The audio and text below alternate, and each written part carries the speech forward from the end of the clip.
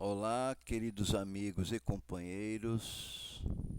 Vamos elevar os nossos pensamentos, nos colocando em atitude de prece, mentalizando nosso Mestre Jesus, para que Ele nos ajude, nos ampare, que tenhamos forças para seguir os caminhos que nos apresentam para trabalhar em favor do universo, da paz e da harmonia. E assim, desta forma, pedimos permissão para que possamos iniciar a nossa atividade de hoje. Graças a Deus, graças a Jesus. Olá, queridos amigos e companheiros. Estamos aqui reunidos para tratarmos de um assunto importante, relevante e muito atual, que nos empolga de maneira substancial, que é sobre a transição planetária. Procuramos realizar uma breve discussão, pois trata-se de um assunto complexo, longo, e diante do tempo que temos disponível para isso, vamos procurar conduzir a consciência daqueles que estão junto de nós aqui, para que possamos realizar um tipo de trajetória e entendermos um pouco quem somos, onde estamos, de onde viemos e ousadamente para onde estamos indo.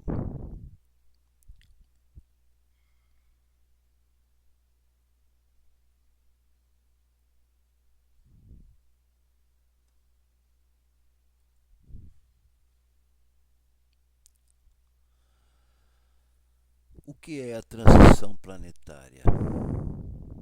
É um período de significativas transformações que o planeta atravessa, abrangendo aspectos físicos, morais e espirituais. No que se refere aos aspectos físicos, estamos falando de eventos naturais intensos durante esse período de transição, como forma de sacudir a humanidade e impulsionar a transformação moral a partir destes fortes eventos. Porque nós, como seres encarnados e ainda atrasados, temos o forte hábito de acreditar naquilo que vemos e observamos à nossa volta. E todas as vezes que estamos ou estivemos diante de verdadeiros cataclismas, nos cabe muitas vezes refletir, como tsunamis, terremotos, grandes incêndios, enchentes, pandemias. Mas tudo isso faz parte do processo das nossas transformações morais e espirituais. O que queremos dizer com isso? Que precisamos então despertar a consciência humana com o desenvolvimento de sentimentos mais nobres, como a caridade, a fraternidade e a solidariedade. Quando tratamos da consciência humana, queremos falar sobre o acúmulo do nosso conhecimento e vivência. Conforme vivemos as experiências e nos convencemos das nossas atitudes mais corretas, vamos acumulando, assimilando, como se fosse uma construção desses fatos, desses sentimentos que ficam gravados e registrados na nossa caixinha da consciência. Dizem alguns experts ligados ao assunto, principalmente trazido pelo nosso querido Francisco Cândido Xavier, que esse prazo previsto dessa transição planetária se trata aproximadamente entre 210 anos, que seriam de 1857, quando aproximadamente acontece a terceira revelação com a codificação da doutrina espírita, e esse prazo estaria aproximadamente concluído até 2057. Para isso, nós convidamos os nossos queridos companheiros para uma viagem no tempo, porque confesso que é muito comum aqueles com quem converso, com quem estou próximo, olhar em volta e achar: estamos cada vez pior, o mundo está horrível, tudo está piorando. Isso é uma fala comum. Mas quando observamos para um tempo mais longínquo, pretérito, observamos e podemos concluir e confirmar as grandes e enormes mudanças que ocorrem no planeta, nas pessoas, e todas elas com uma origem divina. Então, nós procuramos compartimentar o nosso assunto nas fases descritas, de fases bem marcadas de algumas evoluções, aonde esta primeira fase, chamada de mundo primitivo, é muito marcante e longínqua, e que, se compreendermos pelo menos uma parte dessa história, poderemos nos sentirmos melhor para vivermos as fases atuais, nos motivarmos e seguirmos firmes em frente de acordo com as vontades divinas. Podemos afirmar que existe uma comunidade de espíritos puros e eleitos pelo Senhor Supremo do Universo. Esta comunidade desses espíritos puros estiveram próximos do nosso planeta Terra em dois momentos marcantes. O primeiro momento foi para desprender a orbe terrestre da nebulosa solar. Significa o quê? Significa o nascimento do planeta, o início de tudo da nossa Terra. O segundo momento foi para decidir sobre a reencarnação do nosso Mestre Jesus. E vamos observar o lapso de tempo que ocorre entre esses dois momentos para vermos quão importante é a preparação física, moral e espiritual, para que um espírito desta natureza pudesse vir até nós, trazer as suas lições, seus exemplos e suas vivências junto de nós. Podemos afirmar para esta fase que este período, chamada de fases geológicas, pelo desenvolvimento da ciência atual, já podem ser estabelecidas com uma grande precisão matemática. Por isso, afirmam-se os estudiosos que o nosso planeta Terra apresenta uma idade geológica de aproximadamente 4,54 bilhões de anos.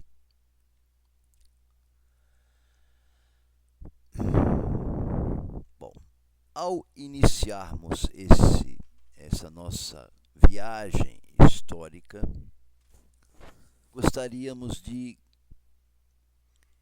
preparar melhor este ambiente desses espíritos divinos que têm esse poder de criar um planeta, de estabelecer um processo de criação e evolução, construção e progresso. Podemos afirmar que o princípio de todas as coisas e seres é o pensamento divino do Criador, Deus. Deus pensa e ele, a partir disso, consegue criar coisas e seres, objetos materiais e seres vivos, nos nossos casos, espíritos, energias que nascem simples e ignorantes e que se tornarão luz ao longo de suas jornadas. Essas entidades divinas que criam coisas e seres, como elas fazem isso? Elas usam o verbo, a ação, a conjugação no imperativo para plasmar quem? O pensamento. Por isso, queridos amigos e companheiros, nós, como espíritos, temos o grande atributo do pensamento. Então, todos nós que pensamos, temos o poder divino de criar, de plasmarmos o nosso pensamento pelo verbo, pela ação, por aqueles atos que praticamos. Para a criação do verbo, para a criação da terra, o verbo foi e é o Cristo. Então, temos na origem do nosso planeta o forte pensamento do nosso Mestre Jesus Cristo. Como foi feito isso? Nessa criação desse planeta, havia em volta dessa criação do Mestre Jesus uma camada fluídica em torno da Terra para a criação das formas vivas, com destino à evolução. Então, existe um fluido cósmico universal que, naquele momento da criação da Terra, estava no seu entorno e, através desses fluidos cósmicos universais, o nosso Mestre Jesus conseguiu criar as formas vivas que veriam para este planeta, sempre com destino ao progresso. processo, a evolução e a luz. E assim, quando o globo ofereceu condições favoráveis de consistência, umidade e temperatura, surgir então a matéria orgânica primordial. Há uma evolução química, depois há uma evolução biológica, para que possa chegar também os espíritos com pensamento. E a primeira forma de vida trazida para o planeta foi o protoplasma. Nesta figura que estamos mostrando aqui,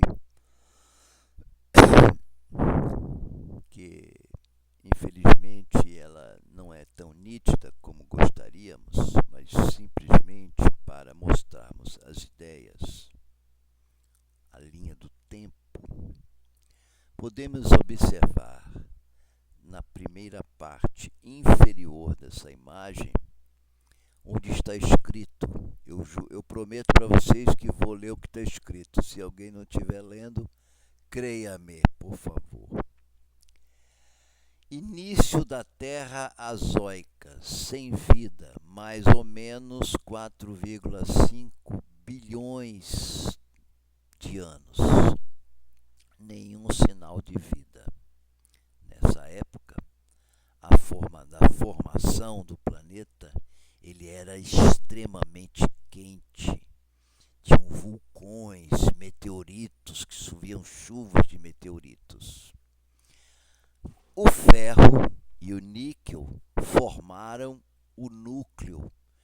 Eles foram, a temperatura, o nível da temperatura foi derretendo o ferro e o níquel, que migraram para o interior da Terra e se solidificaram. Não solidificaram, eles estão lá mais no centro.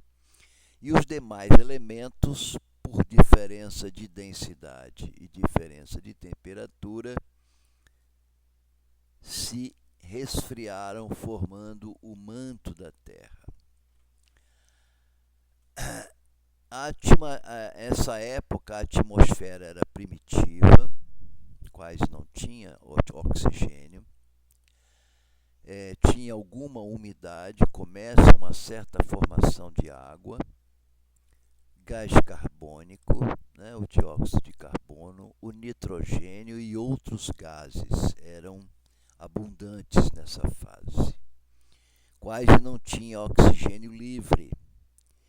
E começou levemente a se formar os primeiros oceanos conforme ia resfriando essa bola de fogo extremamente quente. Os oceanos começaram a se formar nessa época, 4,5 bilhões de anos. Depois vamos por uma outra época chamada do pré-cambriano, a época proterozoica e arqueozoica, onde começou um processo de resfriamento da crosta da Terra. Começaram então a formação dos primeiros tipos de vida, seres unicelulares, bactérias, amebas, que eram seres procarióticos. O que são seres procarióticos? Onde a célula ainda não tem núcleo, não é um sopão. Tem a membrana celular, a individualizada, né, que são unicelulares, mas a núcleo da célula não tem núcleo. Essa mudança dos seres procarióticos para os eucarióticos é um período de aproximadamente 400 mil anos para que a célula pudesse ter núcleo. São também formados os primeiros protocontinentes. Começa a haver uma formação dos continentes com pequenas atividades tectônicas. As placas tectônicas, que são as placas que formam a capa da Terra, tinham pequenos movimentos. E nessa fase começa também, com essas células, o início do processo da fotossíntese. O que é o processo da fotossíntese? É de dia, né? Respiração, onde nós respiramos oxigênio e liberamos gás carbônico, e à noite ocorre o processo inverso, com a liberação de oxigênio, né? Em pequenas quantidades. Então, o processo de fotossíntese começou a aumentar a produção de oxigênio. Hoje em dia, a maior fonte de produção de oxigênio na Terra são as algas cianofícias do oceano, né? Então, no processo de fotossíntese, a gente respira oxigênio, né? A gente inspira oxigênio e expira gás carbônico. E depois nós temos o processo inverso, né? De liberar gás carbônico. As plantas fazem isso, né? As plantas têm essa fotossíntese. A gente que eu falo, as plantas, né? Porque o ser humano não faz fotossíntese, nós não temos clorofila, não somos verdes, né? Isso é uma atividade orgânica vegetal. Depois começou esse oxigênio, começa a se acumular na atmosfera. Então, a extinção dos seres anaeróbicos, porque antes se não tinha oxigênio e tinha vida, tinha os unicelulares, as formas de vida não precisavam usar oxigênio. Mas conforme vai aumentando a produção de oxigênio, esses seres anaeróbicos vão desaparecendo e começam a aparecer organismos mais complexos. Então, nós estamos falando aqui em 4 bilhões de anos. Começa a se formar, então, os supercontinentes, chamada Rodínia, vê os seres eucarióticos, multicelulares, e ocorrem nesse período também grandes glaciações. Depois nós vamos para outra fase, que vai em torno de 200 a 600 milhões de anos, chamada num grupo de Paleozoica, né? Onde houve a diversificação dos animais. Já podemos ver aqui que tem uma coluna aí, à esquerda, com os vegetais, né? Vou botar o mouse aqui para ver se aparece aí.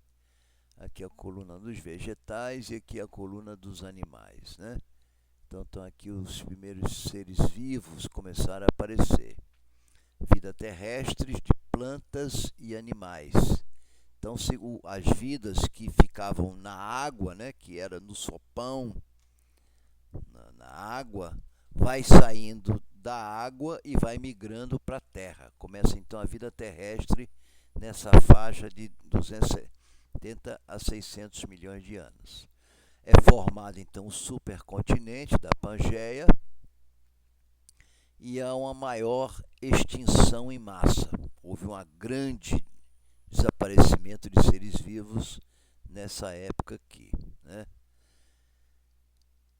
Muito bem. Vamos agora para uma outra fase chamada de Mesozoica. Essas fases são divididas tanto pelo aspecto da evolução geológica, os eventos climáticos e as formas de vidas, o tipo de forma de vida, de evolução das formas de vida que foram sendo encontradas. Então, nessa fase da Cenozoica, é a era dos dinossauros. O Pangeia, que era um continente único, se divide, né? Nessa forma que existem os continentes de hoje, América, Europa, Ásia, Austrália. E os primeiros mamíferos e aves apareceram aí.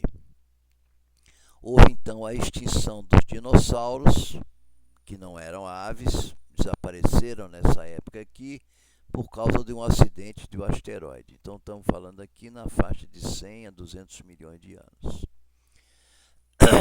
Depois começa a aparecer as primeiras vidas, né?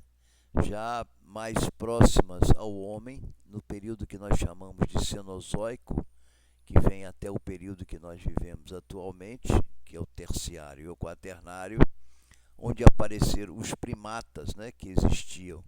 Começaram a descer das árvores, que viviam em cima das árvores, começa a descer. Vivemos a época do Paleolítico, que era a era da pedra lascada, e o período Neolítico, a era da pedra polida. A época entre 1 milhão e 11 mil anos, que é chamada do Quaternário, que é onde os seres humanos se consolidam e aparecem aqui as plantas como nós temos hoje. Aqui, nessa época do Terciário, era a época das coníferas, né? Das samambaias, dessas plantas, das pteridófitas, né?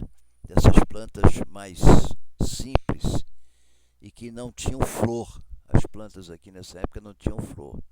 Essas plantas que nós temos hoje com flor, né, as angiospermas e os seres humanos, têm mais ou menos 300 mil anos.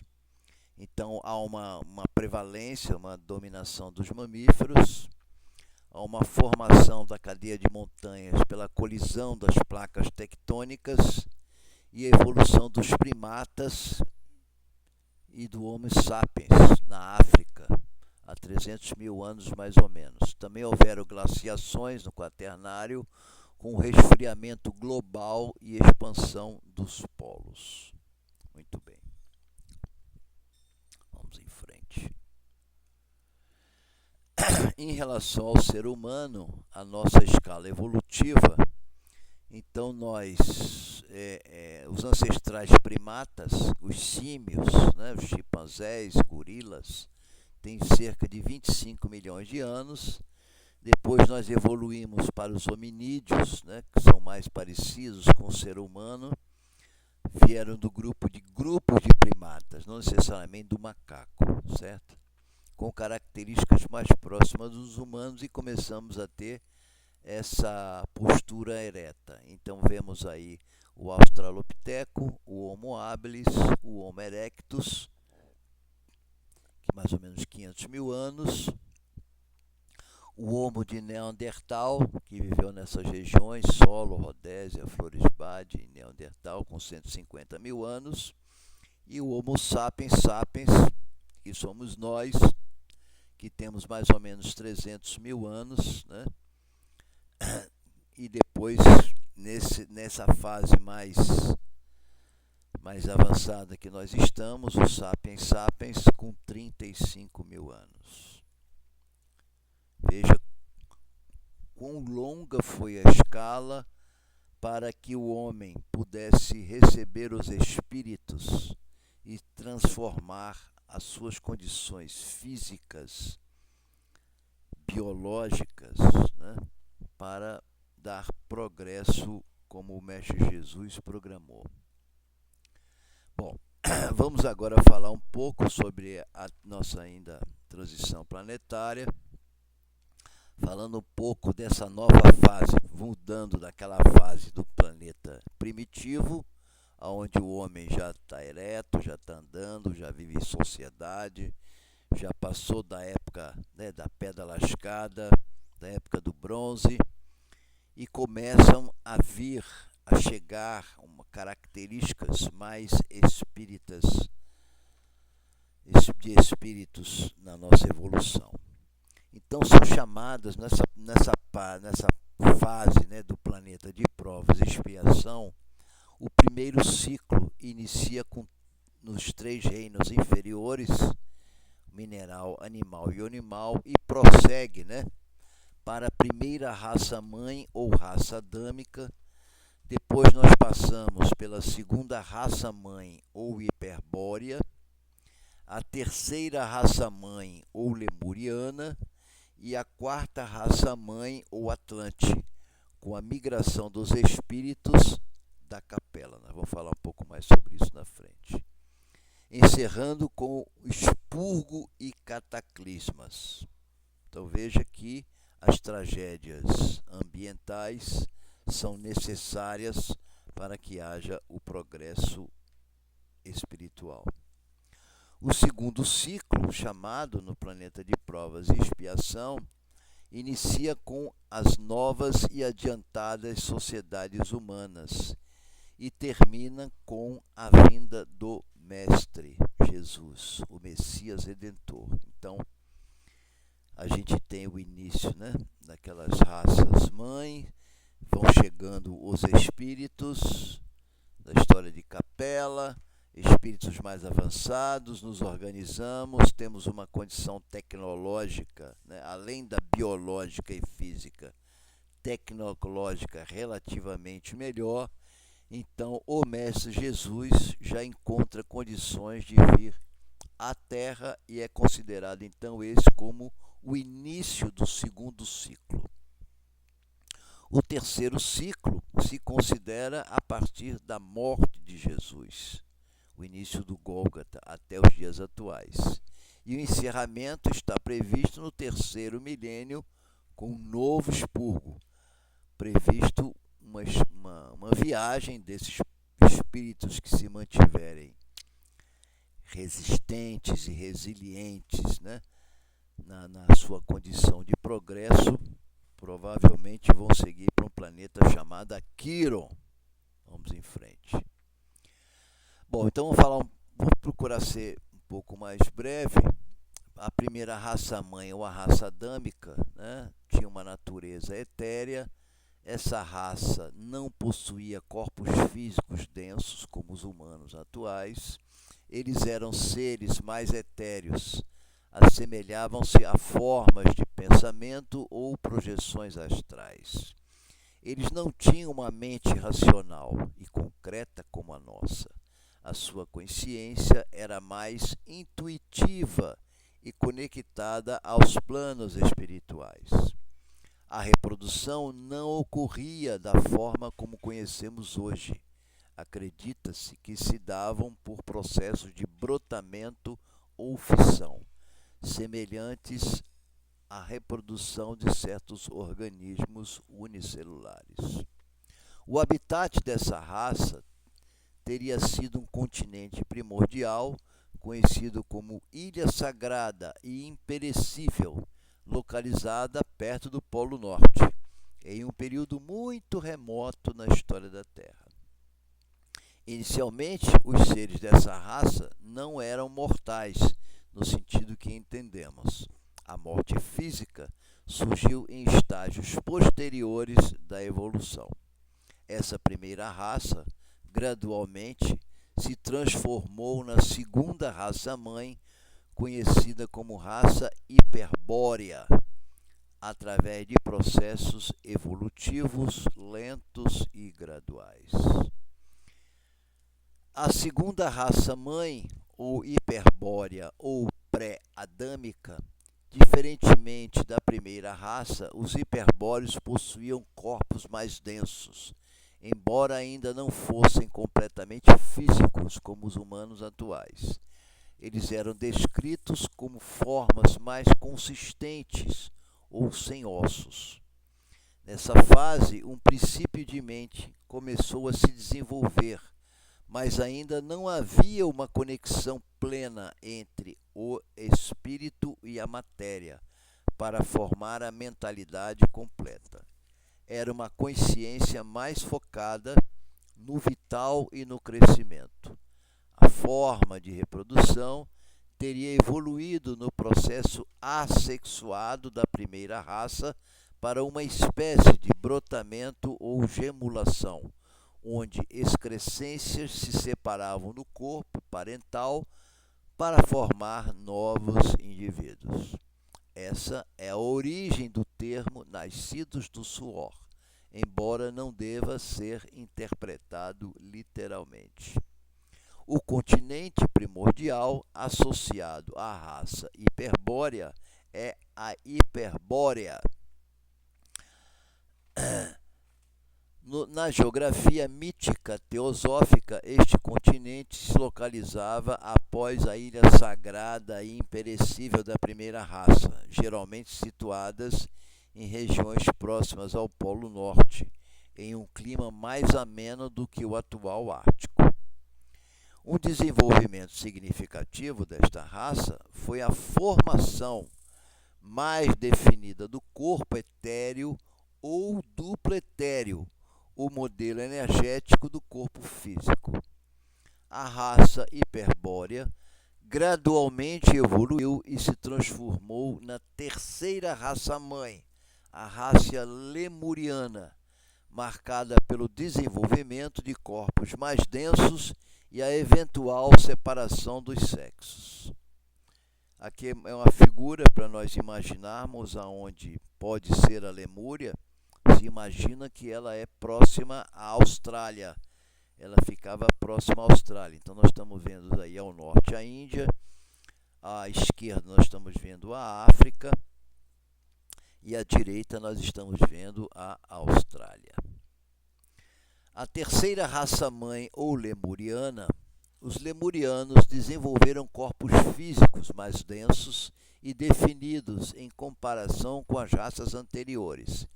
Embora ainda fossem gigantescos em seus estágios iniciais, suas formas de vida se tornaram mais sólidas e terrestres. Uma das mudanças mais significativas durante a raça lemuriana foi a gradual separação dos sexos. Inicialmente, os seres eram hermafroditas e reproduziam por meio de uma espécie de postura de ovos que se desprendiam do corpo, nascidos do ovo. Com o tempo, a reprodução sexuada, como a conhecemos, começou a surgir. O princípio da mente começou a despertar nos lemurianos, impulsionado pela influência dos filhos da mente vindos de outros planetas. No entanto, essa mente ainda era bastante instintiva e ligada ao concreto. Os 5 sentidos começaram a se desenvolver de forma mais completa, permitindo uma interação mais complexa com o mundo físico. O continente primordial associado à raça lemuriana é a Lemúria. Segundo a teosofia, este vasto continente existiu no Oceano Pacífico, abrangendo áreas que hoje correspondem à Austrália, Índia e partes da África, como nós vemos na figura. Eventualmente, grande parte da Lemúria teria submergido devido a cataclismas. Durante o processo lemuriano, a mortalidade, como a experimentamos, se estabeleceu como uma característica da existência humana. A raça lemuriana passou por diversas sub-raças, com cada uma marcada por desenvolvimentos específicos em sua forma e consciência. A raça lemuriana eventualmente deu lugar à quarta raça-mãe, a raça Atlante, caracterizada por um desenvolvimento ainda maior da mente e o surgimento de civilizações complexas. A quarta mãe, ou Atlante, uma característica fundamental desta raça foi o pleno desenvolvimento do corpo emocional ou astral, sede das paixões, desejos e sentimentos. Isso trouxe uma maior complexidade à natureza humana. Veja que até os sentimentos não existiam, foi um processo de evolução, com potencial tanto para o progresso quanto para a degeneração. Olha aí o perigo. A mente concreta que começou a despertar na Lemúria se desenvolveu significativamente nos Atlantes. Eles possuíam grande capacidade intelectual e desenvolveram diversas ciências e tecnologias, embora muitas vezes com foco em fins materiais e egoístas. Olha aí nossa origem aí. A linguagem se tornou mais complexa e articulada, e a memória se desenvolveu consideravelmente, permitindo o acúmulo e a transmissão do conhecimento. Os Atlantes construíram civilizações poderosas e tecnologicamente avançadas para a época, com grandes cidades, templos e sofisticados sistemas de organização social. A teosofia descreve diferentes sub-raças atlantes, cada uma com suas próprias características e níveis de desenvolvimento. A sub-raça tolteca é frequentemente apontada como a mais avançada cultural e espiritualmente no seu auge. Os atlantes possuíam consideráveis poderes psíquicos, resultado de uma conexão mais direta com os planos sutis. No entanto, o uso egoísta e irresponsável desses poderes contribuiu para a sua decadência. Com o desenvolvimento do intelecto e das emoções, surgiu uma crescente polarização entre aqueles que buscavam o desenvolvimento espiritual e aqueles que se entregavam ao materialismo e à busca pelo poder egoísta. A civilização atlante teria sido destruída por uma série de grandes cataclismas naturais, novamente, está vendo?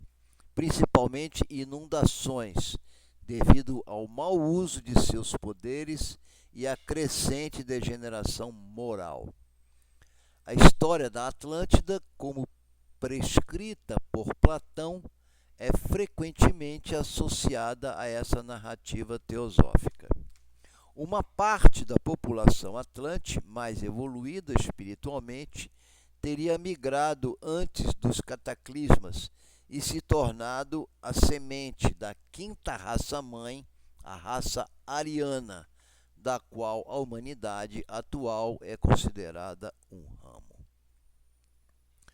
Devido à riqueza de detalhes descrita por Platão como características, descrições geográficas, sociais e políticas das cidades de Atenas e Atlântida, sua narrativa adotou um caráter de registro histórico. Por isso, muitos acreditaram que a ilha realmente existiu e estaria submersa em algum ponto do Oceano Atlântico.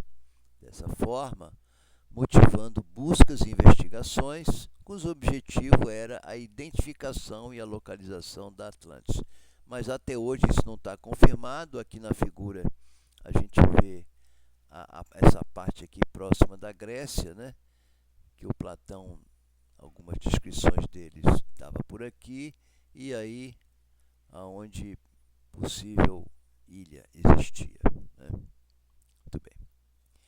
Agora vamos procurar nos acelerarmos aqui para o final do nosso trabalho, falando dos exilados da Capela.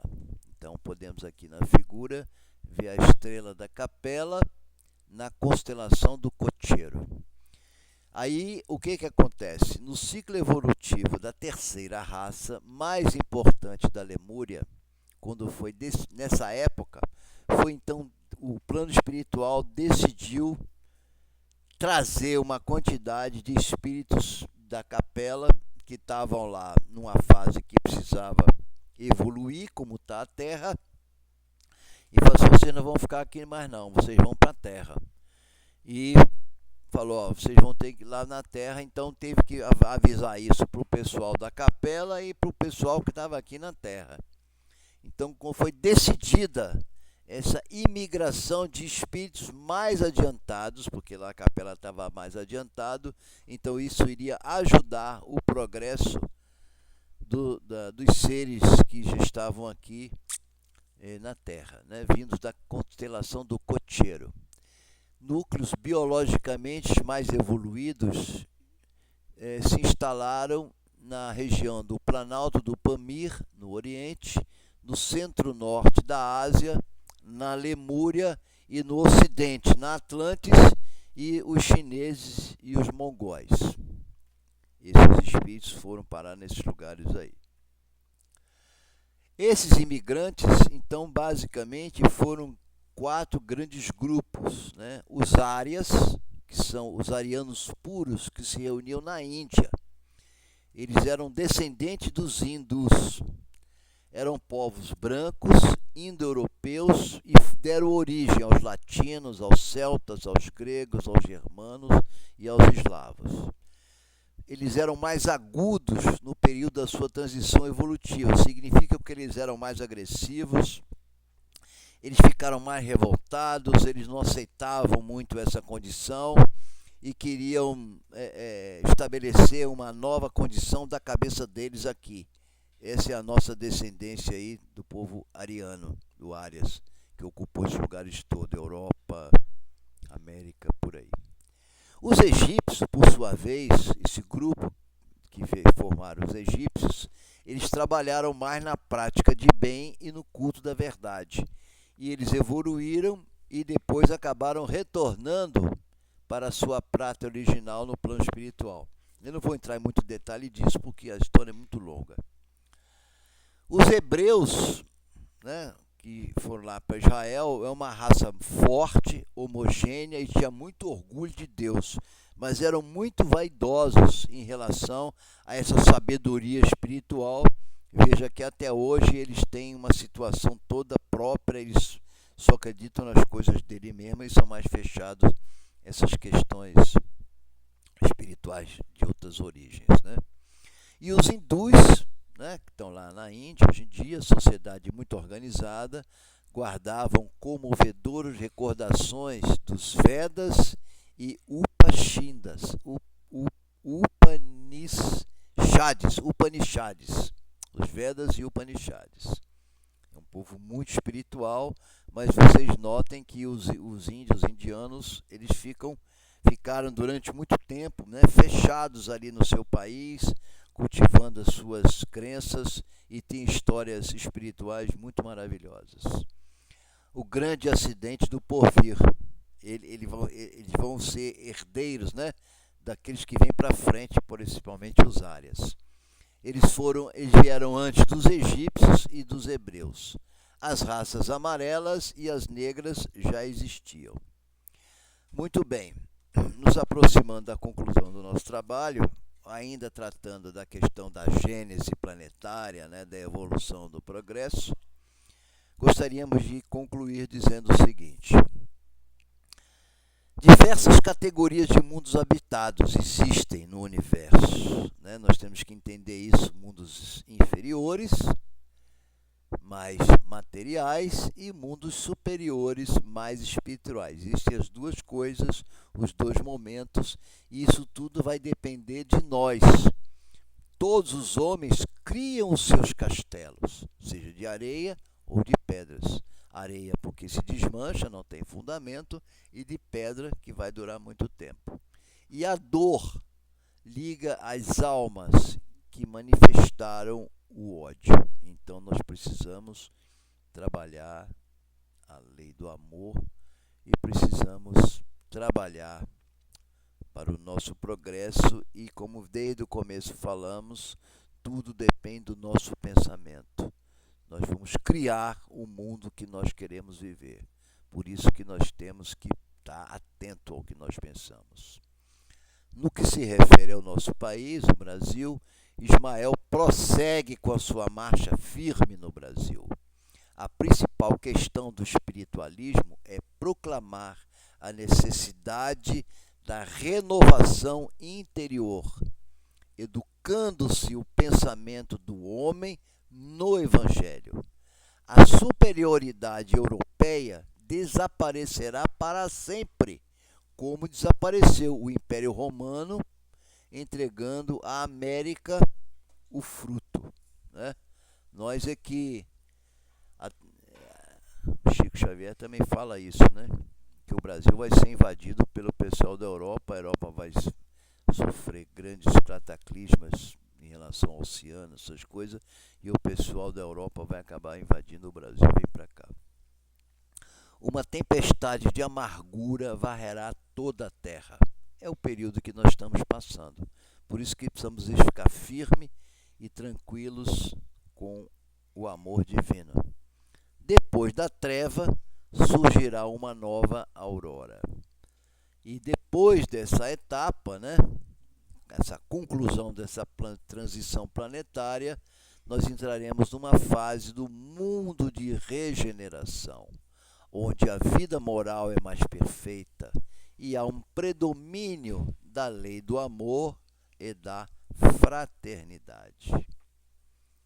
Para nós vermos que temos outras fases depois da regeneração, que não é a última, nós ainda deveremos passar pela fase dos mundos felizes para finalmente, lá na frente, nós atingirmos os mundos evoluídos. Tudo vai depender do quê? Do nosso pensamento, da nossa ação, da prática das nossas atividades.